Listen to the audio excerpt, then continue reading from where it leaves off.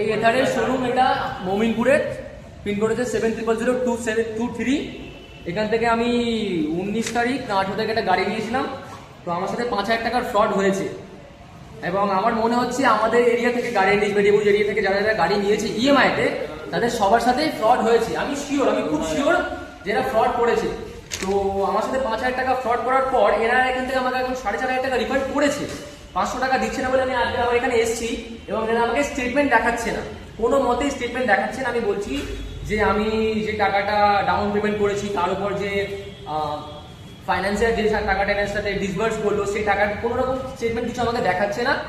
ঠিক আছে, পরের ভিডিওতে আমি সব ডিটেলসগুলো দেখিয়ে দেবো পেপারে যে কোথায় কি কিরকম কি মিস্টেক আছে এবং 5,000 টাকা কোথায় আমার সাথে ফ্রড হয়েছে নেক্সট ভিডিওতে আমি দেখাবো। ফোনটা দেখা, ওইদিকে বিএস রোড আছে,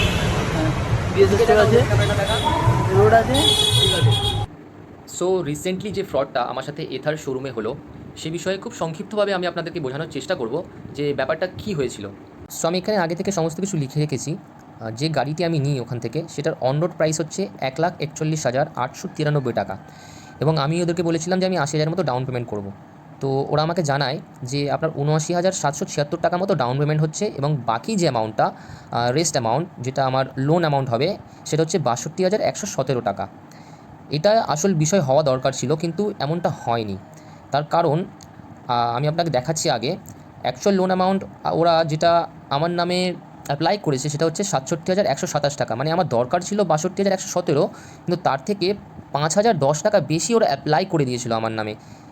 এখানে দেখুন L&T ফাইন্যান্সের এটা পেপার, এখানে লেখাই রয়েছে আমার যে net amount transferred to JYM corporation LLP 67,127 টাকা। এটা নেট অ্যামাউন্ট যেটা ওদেরকে ট্রান্সফার হয়েছে এবং এর উপর 2,065 টাকার একটা চার্জ আছে, 1,754 টাকার একটা, 956 একটা, আবার 1,754 একটা এবং 680 টাকা। টোটালি 5টা চার্জ আছে, 1 2 3 4 5।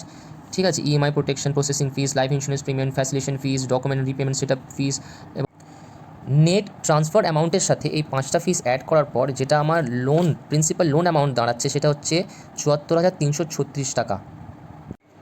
আমার কিন্তু নেট প্রিন্সিপাল লোন অ্যামাউন্ট যেটা দাঁড়াচ্ছে এখন সেটা হচ্ছে 74,336 টাকা এবং L&T থেকে যে ছেলেটি আমার লোন করিয়ে দিয়েছিল রাহুল নাম তার, আমি তাকে বারবার জিজ্ঞেস করেছিলাম যে এই 74,336 টাকার ফিগারটা কোথা থেকে এলো, আমার তো 62,000 টাকার লোন দরকার ছিল।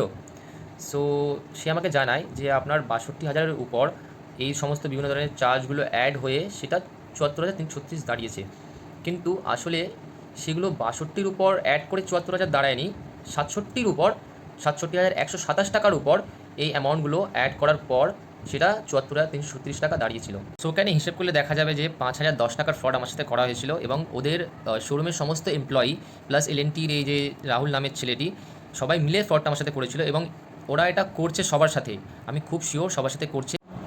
2 তারিখে যে রিফান্ডটা ওরা আমাকে করেছিল সেটার স্ক্রিনশট এবং এর পরের স্ক্রিনশটে দেখতে পাচ্ছেন 19 তারিখে আমি ওদের কিছু টাকা অনলাইনে ডাউন পেমেন্ট করেছিলাম এবং ওরা আমাকে ফেরত দিয়েছে 4,500 টাকা।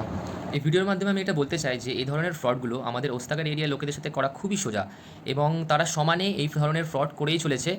আমি যেদিন গাড়ি নিই সেদিনকে আমাদের এই ওস্তাগার এরিয়ার একটা ছেলে ওখান থেকে ইএমআইতে গাড়ি নেয়। আমি সেই ভাইটিকে বলতে চাই যে দেখবে তোমার সাথেও কিন্তু ফ্রডটি হয়েছে, তুমি যেখান থেকে ইএমআই করিয়েছো সেখানে কাস্টমার কেয়ারে ফোন করে জানো, দেখবে তোমার সাথেও ফ্রডটি হয়েছে কিন্তু।